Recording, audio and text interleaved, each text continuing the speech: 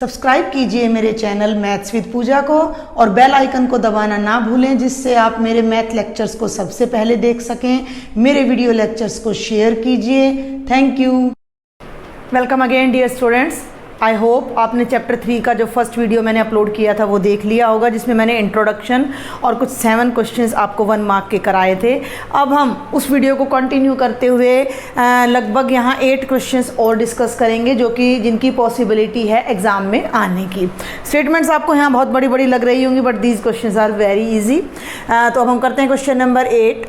For what value of n the equation a x is to power n plus b y is to power n plus c is equal to 0 represents a straight line। बहुत verbal question है, pen की भी ज़रूरत नहीं है आपको। तो ये हमें इक्वेशन गिवन है और क्वेश्चन क्या है कि अगर हम इस इक्वेशन का ग्राफ ड्रॉ करें तो वो एक स्ट्रेट लाइन आनी चाहिए। तो उसके लिए हमें n के प्लेस पर क्या वैल्यू पुट करनी है। इससे पहले वाली वीडियो में सेम चैप्टर के पार्ट 1 में मैंने आपको बताया था कि जो लीनियर इक्वेशन होती है उसका ग्राफ ही लाइन होता है, इसीलिए उन्हें हम लीनियर इक्वेशन कहते हैं। और उनकी खास पहचान आइडेंटिटी क्या होती है कि उनकी हाईएस्ट पावर 1 होती है। तो यहाँ पर हमें पावर 1 बनानी है। इट मीन्स हम यहाँ पर n के प्लेस पर अगर 1 लगा दें तो it will be ax plus b y plus c is equal to 0। Linear equation बन जाएगी और हमारा जो ग्राफ है वो स्ट्रेट लाइन आ जाएगा। तो ये जस्ट आपको एक क्वेश्चन को घुमाकर पूछ लिया गया है कि in which for what value of n ये एक लीनियर इक्वेशन होगी। ऐसे भी पूछा जा सकता था, लेकिन इन्होंने पूछा कि इसका जो ग्राफ है वो एक स्ट्रेट लाइन होगा। इट मीन्स ये एक लीनियर इक्वेशन होगी, इट मीन्स n 1 होगा। तो ये थोड़ा हटके था, ये क्वेश्चन थोड़ा डिफरेंट था। Come to the question number 9। If a pair of linear equations is consistent, ध्यान देंगे consistent, which type of graph will it represent? System अगर कंसिस्टेंट है तो आपने बात ध्यान रखनी है, 2 तरह से सिस्टम कंसिस्टेंट होता है। हमारा सिस्टम 2 तरह से कैसे कंसिस्टेंट होता है। एक, अगर सिस्टम कंसिस्टेंट है तो आपका यूनिक सॉल्यूशन होता है, आपने ये बात ध्यान रखनी है। If your system is consistent then you have only 1 unique solution. ठीक है भाई। और इन दैट केस जो आपका ग्राफ होगा वो कैसा होगा, वो आपका होगा इंटरसेक्टिंग लाइंस का, जो मैंने लास्ट वीडियो में बहुत अच्छे से आपको समझाया है। और अगर आपका सिस्टम कंसिस्टेंट है तो यूनिक सॉल्यूशन के प्लेस पर आपके बेटा जी इनफाइनाइटली मैनी सॉल्यूशंस भी हो सकते हैं। और जब आपके इनफाइनाइटली मैनी सॉल्यूशंस होते हैं तो आपका जो ग्राफ है वो कोइंसिडेंट लाइंस को रिप्रेजेंट करता है। मींस ऐसी 2 लाइंस जो कोइंसिडेंट हैं। क्लियर। तो यहाँ पर आपने दोनों बातें लिखनी हैं कि अगर सिस्टम कंसिस्टेंट है तो either the graph is representing intersecting lines और कोइंसिडेंट लाइंस। क्लियर, समझ आया आपको। Come to the question number 10। Question number 10 जो मैंने आपको फर्स्ट वीडियो में क्वेश्चन कराया था, बिल्कुल स्टार्टिंग में इंट्रोडक्शन में, लगभग उसी तरह का है। If x is equal to a, y is equal to b is the solution of equations x minus y is equal to 2 and x plus y is equal to 4. Find a and b। आपको 2 equations given हैं। First है आपकी x minus y is equal to 2 and second है आपकी x plus y is equal to 4। और ये इसके 2 solution हैं। क्लियर। आपको कुछ नहीं करना, आप इस सिस्टम को सॉल्व कर लीजिए। जो x का आंसर आएगा उसको a के बराबर रख दीजिएगा, जो y का आंसर आएगा उसको b के बराबर रख दीजिए। सॉल्व कीजिए एलिमिनेशन से। Cancel x plus x 2x, 2 plus 4 6, 2 से डिवाइड करिएगा तो x आपका आ जाएगा 6/2 इज इक्वल टू 3। और x किसके इक्वल है, a के इक्वल है। तो ये जो वैल्यू है a की वो कितनी आ जाएगी, 3 आ जाएगी। a की वैल्यू को 3 हम यहाँ सब्स्टिट्यूट करेंगे तो y 1 आ जाएगा, जो कि किसके इक्वल होगा, b के। तो a 3 आएगा, b 1 आएगा। इस क्वेश्चन को अटेम्प्ट करने का एक और तरीका भी है। वो क्या तरीका है देखें। a इसका सॉल्यूशन है, बी भी इसका सॉल्यूशन है, तो ये सॉल्यूशन इस इक्वेशन को सेटिस्फाई करेगा। तो हम यहाँ x के प्लेस पर a और y के प्लेस पर b सब्स्टिट्यूट कर सकते हैं। That a minus b is equal to 2 and same here क्या कि a plus b is equal to 4, और जब आप इन्हें सॉल्व करिएगा तो b cancel, 2a is equal to 6 and a is equal to 3, a को 3 यहाँ पुट करिएगा तो b की वैल्यू 1 आ जाएगी। तो बोथ आर करेक्ट। 1 मार्क का क्वेश्चन है तो आपने थोड़ा स्पीडली ही करना है, एक ही तरीके को आपने अपने माइंड में रखना है। क्लियर? तो ये आपके कुछ क्वेश्चंस थे जो अभी मैंने लास्ट वीडियो में कराया, उन पर बेस्ड। अब जो 11th क्वेश्चन है ये आपका सैम्पल पेपर में है, क्योंकि मैंने आपको बताया कि भाई आपके 1 मार्क के 2 क्वेश्चंस आएंगे। तो सैम्पल पेपर का एक क्वेश्चन मैंने लास्ट वीडियो में लिया था और उससे रिलेटेड जितने क्वेश्चंस आए थे वो मैंने पॉसिबल वहाँ पर सॉल्व करा दिए थे। और अब ये सेकंड क्वेश्चन है जो सैम्पल पेपर में गिवन है। If 3 chairs and 1 table cost ₹1500 and 6 chairs and 1 table cost ₹2400, form linear equations to represent this situation। Statement बहुत ज़्यादा लंबी है बट क्वेश्चन बिल्कुल वर्बल है, बेहद आसान है। देखिए अगर ये क्वेश्चन 5 मार्क्स में आता है तो वहाँ केवल लीनियर इक्वेशन नहीं पूछेंगे, फिर कहेंगे find the value of 1 chair and 1 table. Clear? तो एक्चुअल में जब इस तरह का क्वेश्चन आपके पास आता है तो आपने फर्स्ट वन को x लेके चलना है, सेकंड वन को y। मीन्स थोड़ा सा मैं इस क्वेश्चन को डिटेल में बताती हूँ, बाकी फिर हम स्पीडली इसको करेंगे। हमने मान लिया लेट कॉस्ट ऑफ 1 चेयर, हमने मान लिया भी एक चेयर की कॉस्ट x रुपीज़ है एंड कॉस्ट ऑफ 1 टेबल, भाई एक टेबल की कॉस्ट कितनी है y रुपीज़ है। According to the condition 3 chairs, 1 chair cost rupees x, तो 3 चेयर का कितना प्राइस हो जाएगा 3x।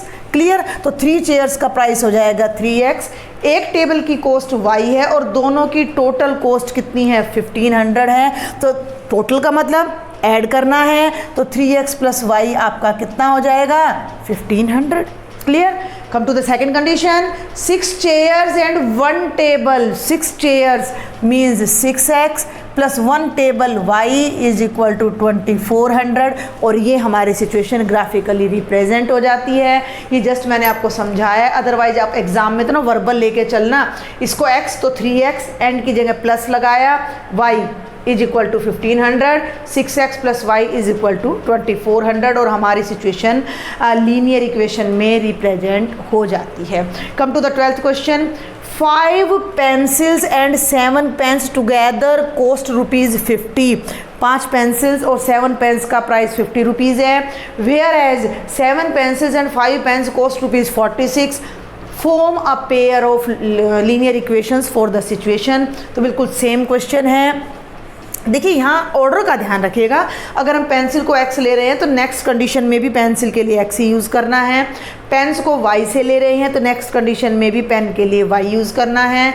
तो 5 पेंसिल्स, एक पेंसिल का प्राइस हमने x रुपीज़ मान लिया, तो 5 पेंसिल्स का प्राइस हो जाता है 5x प्लस 7 पेन्स, एक पेन का प्राइस हमने y रुपीज़ मान लिया, तो 7 पेन्स का प्राइस हो जाता है 7y and that is equal to 50। And according to second condition 7 pencils उल्टा हो गया है, रिवर्ट हो गया है, तो 7x plus 5y is equal to 46 and this is the pair of linear equation representing the given situation. Clear? आगे बढ़ते हैं। क्वेश्चन नंबर 13 है इसी टाइप का बट थोड़ी लैंग्वेज को इन्होंने कॉम्प्लिकेट कर दिया है। कैसे? ध्यान से पढ़ें। 10 स्टूडेंट्स ऑफ क्लास 10, देखिए यहाँ पर ये बात ध्यान रखेंगे, इस 10 को हम सिंपल रोमन में भी लिख सकते थे, यहाँ 10th भी लिख सकते थे, तो आपने ये इसको जस्ट इग्नोर कर देना है। It is representing the class only. 10 students of class 10th took part in maths quiz. 10th class के 10 ही स्टूडेंट्स हैं और उन्होंने मैथ्स क्विज में पार्टिसिपेट किया है। The number of girls is 4 more than that of boys. वो जो 10 बच्चे हैं उनमें जो लड़कियां हैं वो लड़कों से 4 ज़्यादा हैं। Right algebraic representation of above situation. बिल्कुल वही बात है, फिर से हमने लीनियर इक्वेशन बनानी है तो हम क्या कर लेते हैं, हमने मान लिया जो नंबर ऑफ गर्ल्स हैं, ध्यान देंगे x हैं, और हमने मान लिया बॉयज़ कितने हैं, y हैं। तो पहले तो आप ये ध्यान दें कि जो बच्चे क्विज़ में पार्टिसिपेट कर रहे हैं उनकी टोटल स्ट्रेंथ कितनी है, 10 है, यानी बॉयज़ और गर्ल्स मिलकर 10 बन रहे हैं। तो पहली कंडीशन क्या आ जाती है, x + y = 10। Got it. Second condition पर आ जाइए, नंबर ऑफ गर्ल्स यानी जो x है वो बॉयज़ यानी y से 4 ज़्यादा है। तो सेकेंड कंडीशन क्या बनेगी, x = y + 4, y को लेफ्ट में ले आएँ ताकि हमारी फॉर्म स्टैंडर्ड फॉर्म में आ जाए। तो x - y = 4, और इन दोनों को जब हम इकट्ठा लिख देते हैं तो it is the algebraic representation of given situation. बस यहाँ हल्का सा ट्विस्ट यहाँ था कि गर्ल्स बॉयज़ से 4 ज़्यादा हैं, यानी x y से 4 ग्रेटर है। क्लियर। हमें कोई सॉल्यूशन फाइंड नहीं करना है, हमने जस्ट एल्जेब्रिकली रिप्रेजेंट करना है। 1 मार्क में सॉल्यूशन बहुत कम आता है तो देखिए इस तरह का आएगा, very simple question.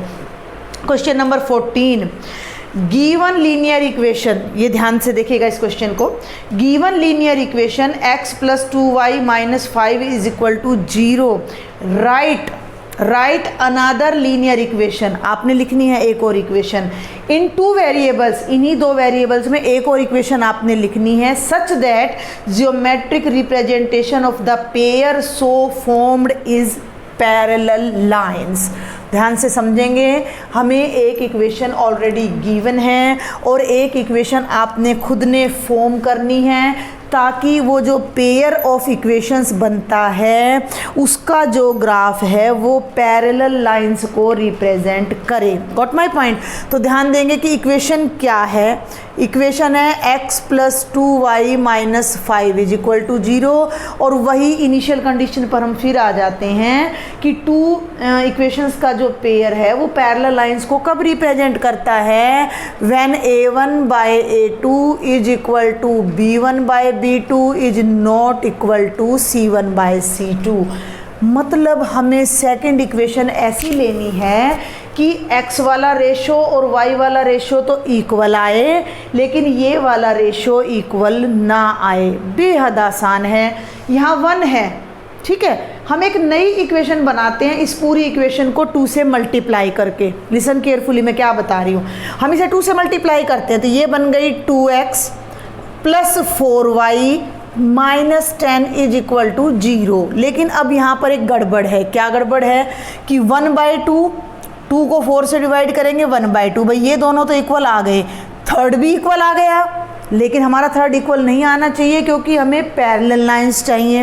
Understand my point. हमें पैरेलल लाइंस चाहिए तो हमारी थर्ड रेशो सेम नहीं आनी चाहिए। तो इन दैट केस यहाँ 10 नहीं आना चाहिए। 10 के अलावा other than 10 you can use any constant here. तो बस यहीं पर हल्का सा आप चेंज कर दीजिए। मान लीजिए आपने यहाँ +7 लगा दिया तो ये आपका एक पेयर बन गया, और ऐसा एक नहीं, आप इनफाइनाइट पेयर्स बना सकते हो। ये आपकी गिवन इक्वेशन है भाई, x + y - 5 = 0।